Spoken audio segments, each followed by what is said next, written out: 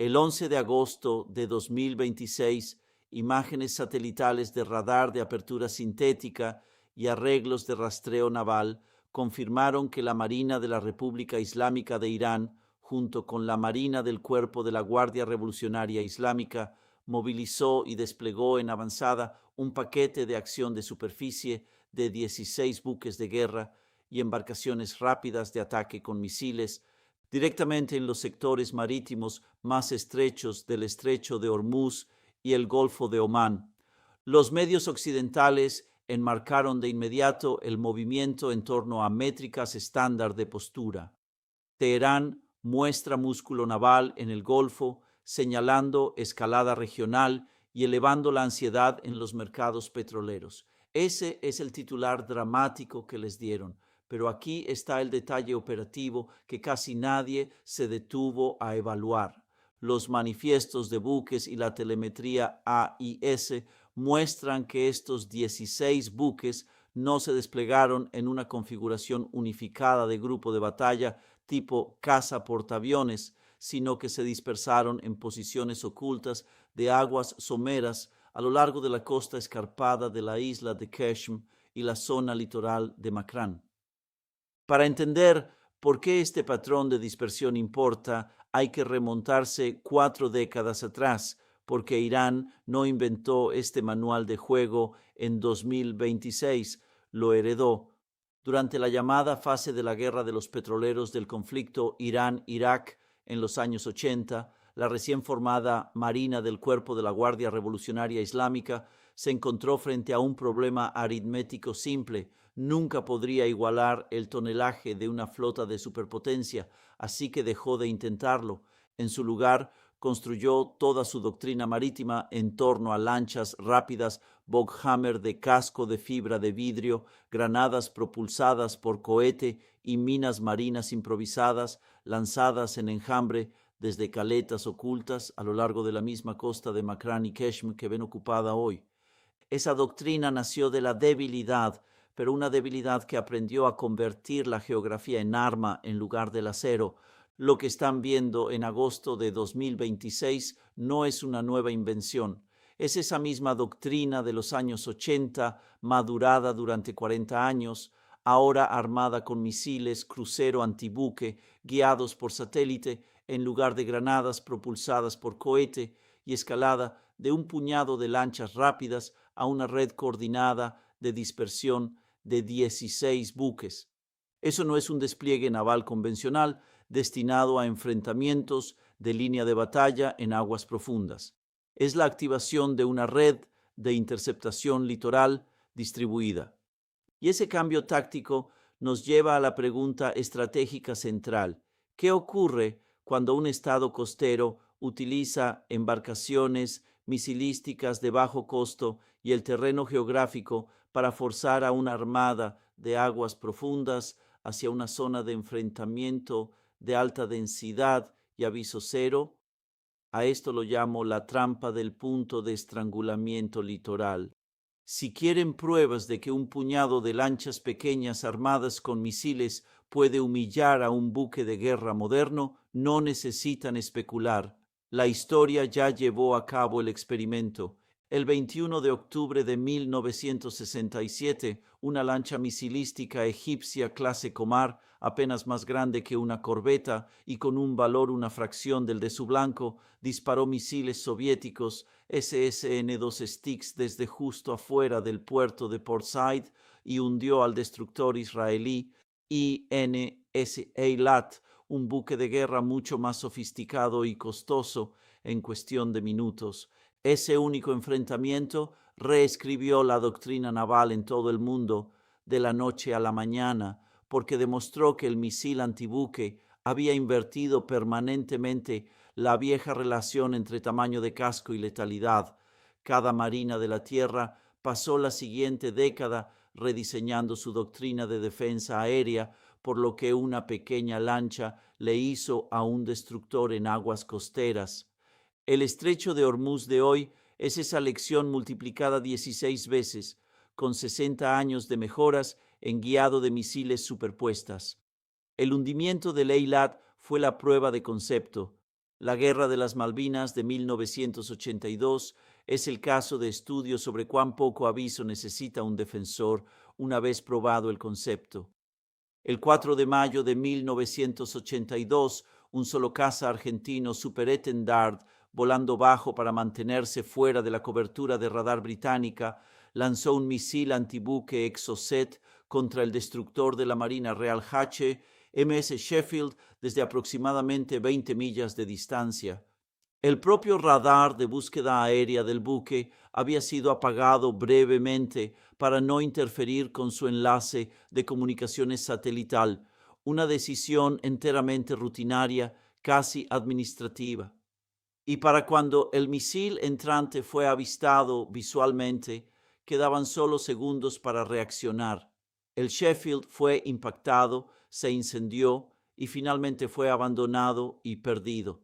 Lo que hace tan relevante ese enfrentamiento para el estrecho de Hormuz hoy no es el misil en sí, que fue una sola unidad disparada por una sola aeronave, sino la lección que toda marina sacó de ello. En un entorno moderno de misiles, la brecha entre la postura de tiempo de paz y la pérdida catastrófica no se mide en horas de aviso, se mide en el puñado de segundos que le toma a un operador de sensores notar que una decisión administrativa rutinaria o una sombra de radar rutinaria detrás de una isla acaba de volverse fatal.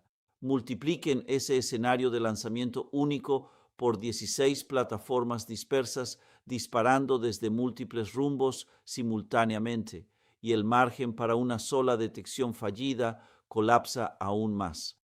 La mecánica estratégica está diseñada implacablemente para la guerra asimétrica en operaciones de océano abierto. El moderno grupo de ataque de portaaviones o destructor con misiles guiados domina el espacio de batalla mediante cobertura de radar de largo alcance, integración de defensa aérea Aegis y capacidades de misiles de largo alcance. Sin embargo, cuando las operaciones navales se comprimen en una vía navegable estrecha como el estrecho de Hormuz, apenas 21 millas náuticas de ancho en su corredor de tránsito más angosto, la ventaja geográfica se invierte por completo hacia el defensor costero. No hace falta un crucero de 10,000 toneladas para amenazar a los buques de guerra modernos en aguas confinadas. Solo hace falta una flota de embarcaciones rápidas de ataque armadas con misiles, crucero antibuque, drones enjambre y minas marinas inteligentes, operando desde puntos ciegos de radar costeros. Al dispersar 16 buques a través de zonas litorales someras, el defensor crea una red de muerte superpuesta que transforma un punto de estrangulamiento marítimo en una zona de tránsito de alto riesgo. Esa es la trampa. Y esta movilización de 16 buques no es una demostración vacía de fuerza, es el ensayo físico de una estrategia de negación de acceso. Este marco es esencial de entender porque desmantela la suposición popular de que el poder naval se mide puramente por tonelaje y desplazamiento.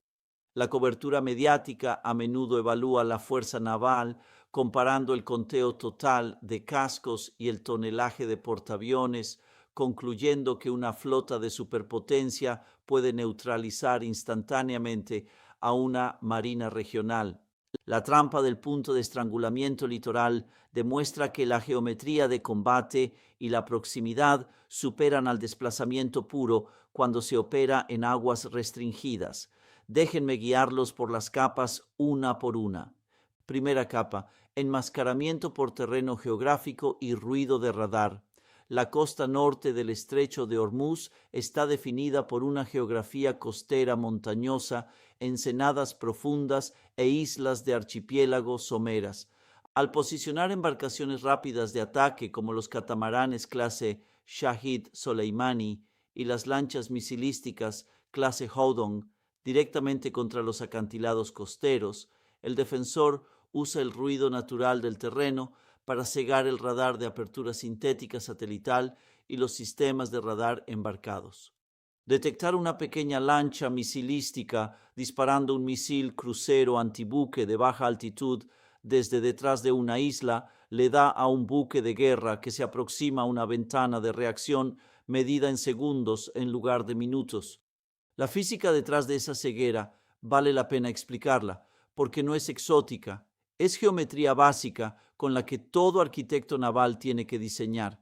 El alcance de detección de un radar de búsqueda de superficie embarcado contra un blanco pequeño y bajo está gobernado por el horizonte de radar, que es aproximadamente proporcional a la raíz cuadrada de la altura de la antena sobre la línea de flotación. El mástil de un destructor puede estar a 30 o 40 metros de altura, dándole un horizonte de radar contra un blanco que roza el mar de solo una docena de millas náuticas antes de que la curvatura de la tierra y el terreno costero bloqueen físicamente el haz. Escondan una lancha misilística de bajo francobordo detrás de un promontorio dentro de ese horizonte y el radar no está fallando. Está haciendo exactamente lo que las leyes de la física dicen que debe hacer. Los sensores aerotransportados y satelitales de vista descendente pueden en teoría ver más allá de ese horizonte, pero introducen su propio problema. En un ángulo de incidencia rasante contra una costa montañosa y desordenada, el retorno de radar de rocas, oleaje y vegetación costera puede ahogar el tenue retorno de un casco camuflado de 40 metros, enterrando el blanco real dentro del ruido que los algoritmos de procesamiento están programados para ignorar. La geografía, en otras palabras, no es solo cobertura, es un sistema de interferencia incorporado que no le cuesta nada al defensor operar. Los sistemas de búsqueda y rastreo infrarrojo a menudo se proponen como la solución a este punto ciego de radar, ya que un motor caliente o una estela de misil teóricamente destacan contra un fondo frío, independientemente del ruido terrestre. Sin embargo, en el clima del Golfo, esa solución choca con su propio muro. Las temperaturas diurnas de la superficie del mar y de las rocas costeras en el estrecho de Hormuz suben rutinariamente muy por encima de la temperatura corporal, lo cual significa que el contraste térmico del que depende un sensor infrarrojo para separar una firma de calor genuina del ruido de fondo se reduce dramáticamente durante precisamente las horas en las que es más probable que opere una lancha misilística. El defensor no necesita derrotar cada sensor que lleva un buque de guerra. Solo necesita que el efecto combinado de la geometría costera, el ruido marino y el lavado térmico compre unos segundos extra de ambigüedad en cada sensor, y esos segundos se acumulan. Segunda capa, multiplicación de vectores y saturación por enjambre. Un solo destructor moderno puede interceptar varios misiles antibuque entrantes usando sus sistemas de lanzamiento vertical.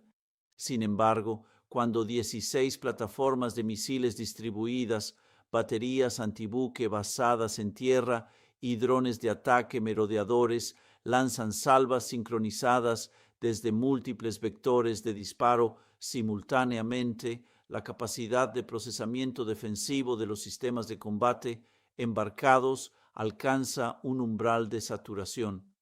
El objetivo no es hundir cada buque de una flota, sino asegurar que suficientes municiones de bajo costo penetren la pantalla defensiva hacia sistemas de propulsión y radar de alto valor. La matemática de saturación aquí es brutalmente simple una vez que se desglosa. El sistema de combate de un buque de guerra solo puede gestionar un número finito de canales de compromiso simultáneos, los iluminadores de radar, las computadoras de guía de misiles y las rondas interceptoras físicamente disponibles en cualquier momento dado. Si un solo vector de disparo envía 4 misiles, las defensas del buque pueden absorberlos cómodamente. Pero cuando esos mismos 4 misiles llegan junto a 4 más lanzados desde un rumbo diferente 90 segundos después y 4 más desde un tercer rumbo detrás de una isla que el propio casco del buque ahora enmascara de su propio radar, la computadora defensiva ya no está resolviendo un problema, está resolviendo problemas superpuestos que llegan más rápido de lo que su cargador puede recargar. Cada interceptor disparado también cuesta más, a menudo por un orden de magnitud, que el misil o dron que está derribando, lo cual significa que el defensor no necesita ganar la relación de intercambio, solo necesita forzar al atacante hacia una insostenible. Ese problema de saturación no se queda confinado al hardware, recae directamente sobre los seres humanos que operan el centro de información de combate.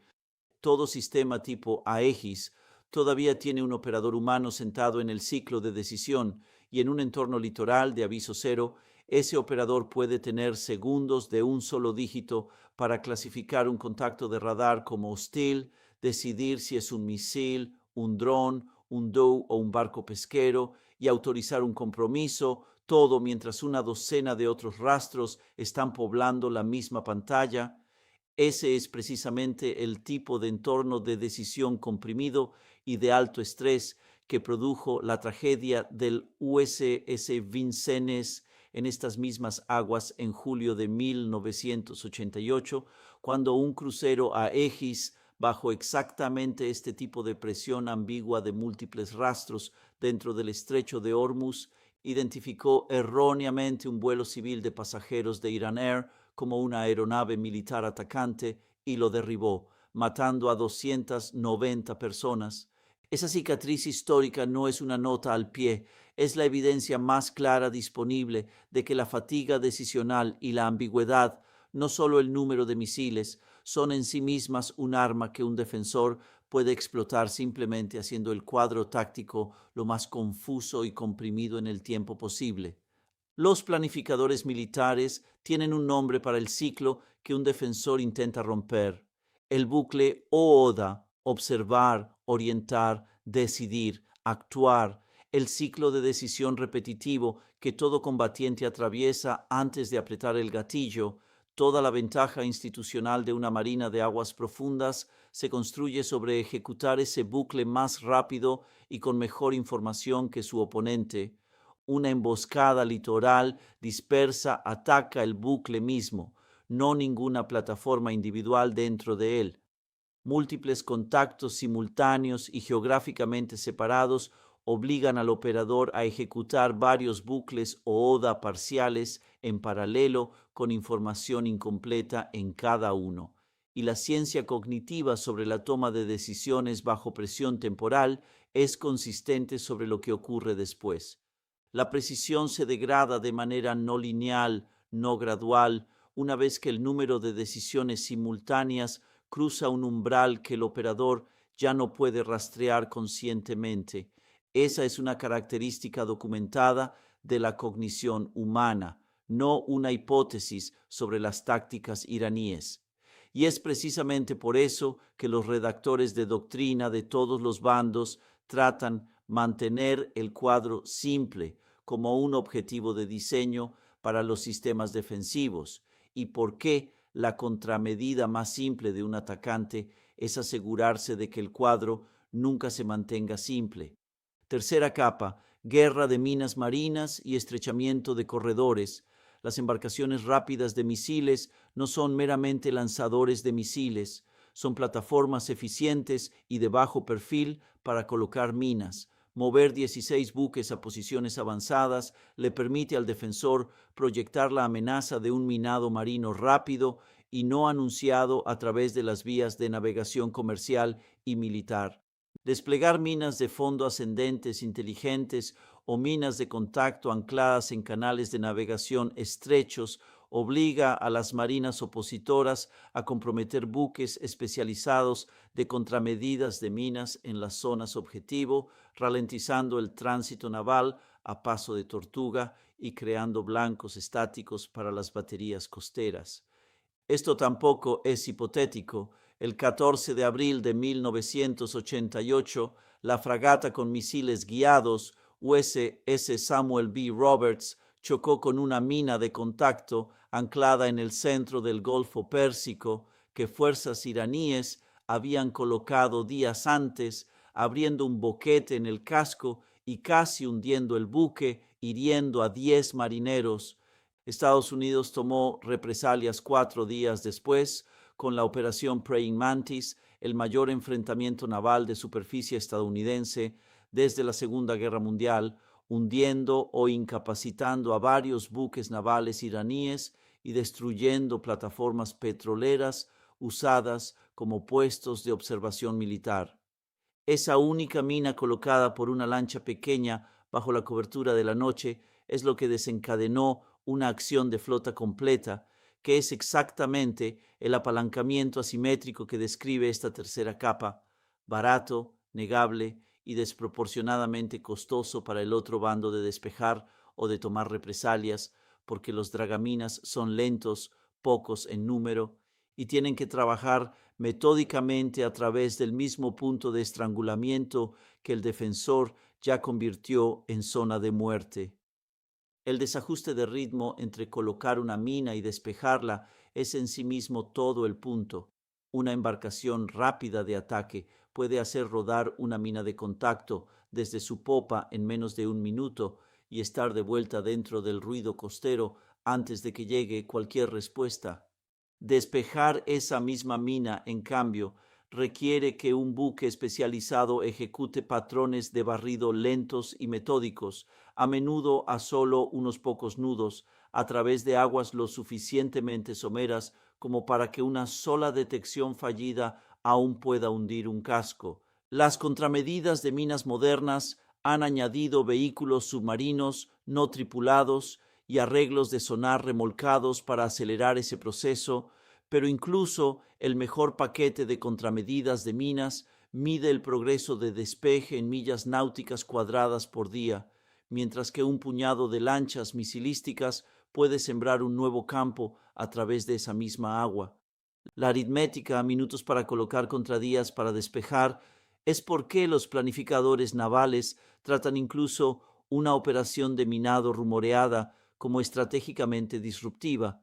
Independientemente de si una sola mina realmente detona o no, la mera incertidumbre basta para congelar los cronogramas de tránsito y forzar una operación de despeje metódica y costosa. Cuarta capa: apalancamiento económico y escalada del seguro marítimo. El blanco estratégico de este despliegue de 16 buques no es solamente los buques de guerra opositores, es el mercado global de transporte de energía. Al establecer una presencia naval visible y de alta disponibilidad, capaz de cerrar el estrecho de Hormuz en cualquier momento, el defensor obliga a las aseguradoras marítimas internacionales a aumentar bruscamente las primas de riesgo de guerra para los petroleros. Esto crea presiones inflacionarias globales inmediatas y fricción diplomática entre los aliados occidentales sin disparar un solo misil. El mecanismo detrás de ese aumento de primas vale la pena entenderlo en detalle, porque funciona casi enteramente con papeleo en lugar de disparos.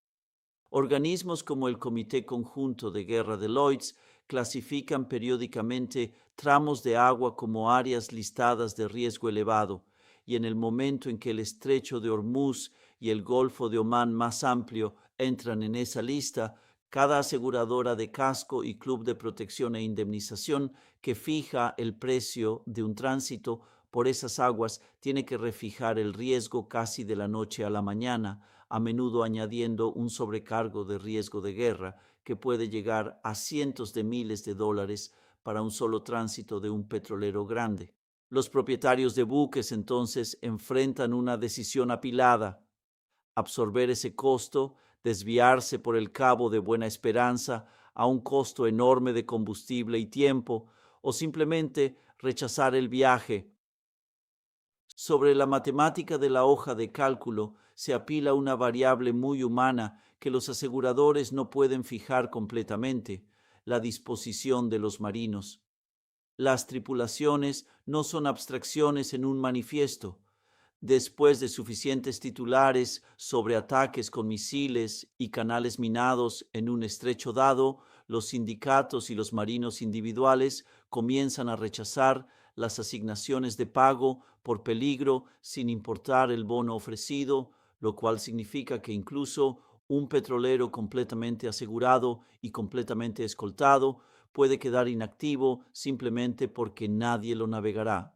El precedente de cuán costoso resulta anular esa reticencia está de nuevo en el registro histórico de esta misma vía navegable.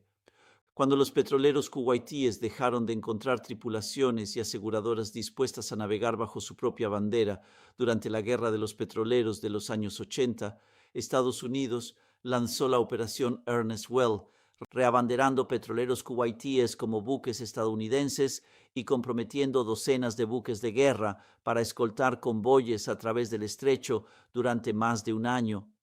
Esa operación restauró suficiente confianza para mantener el petróleo en movimiento, pero lo hizo militarizando permanentemente una cadena de suministro comercial y absorbiendo un compromiso naval permanente que duró mucho después de que cesaran los disparos.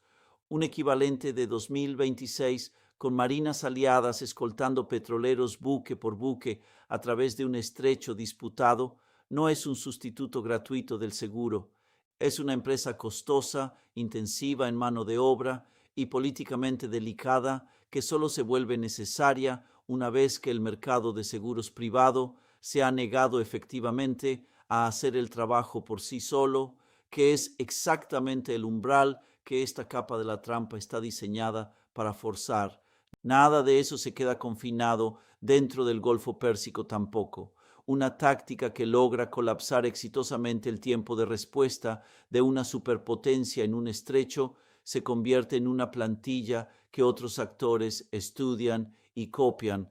Las fuerzas hutíes en Yemen ya han tomado prestadas grandes partes de este mismo manual de juego contra el transporte marítimo en el Mar Rojo y el estrecho de Bab el-Mandeb, usando misiles y drones baratos lanzados desde posiciones costeras ambiguas para imponer los mismos costos de prima de seguro y desvío al comercio global a una fracción del costo de una marina convencional. Los planificadores militares en el Indo-Pacífico están observando el enfrentamiento de Hormuz por la misma razón, porque una doctrina de negación de punto de estrangulamiento probada en un estrecho de 21 millas náuticas tiene implicaciones obvias para un estrecho de Taiwán de 110 millas de ancho, aunque la geografía más amplia allí cambie considerablemente la matemática. La doctrina no necesita transferirse perfectamente para ser útil a un planificador en otro lugar. Solo necesita demostrar en un conflicto real, en lugar de un juego de guerra, qué contramedidas específicas alcanza realmente una marina moderna bajo presión, cuánto tiempo duda su liderazgo político antes de autorizar ataques preventivos y cuán rápido comienzan a flaquear sus redes de seguros y logística. Cada uno de esos puntos de datos ahora está disponible gratis para cualquier estado o actor no estatal con un servicio de inteligencia y una conexión a Internet, que es precisamente por qué un enfrentamiento en un estrecho rara vez se queda confinado a las consecuencias estratégicas de ese estrecho en sí.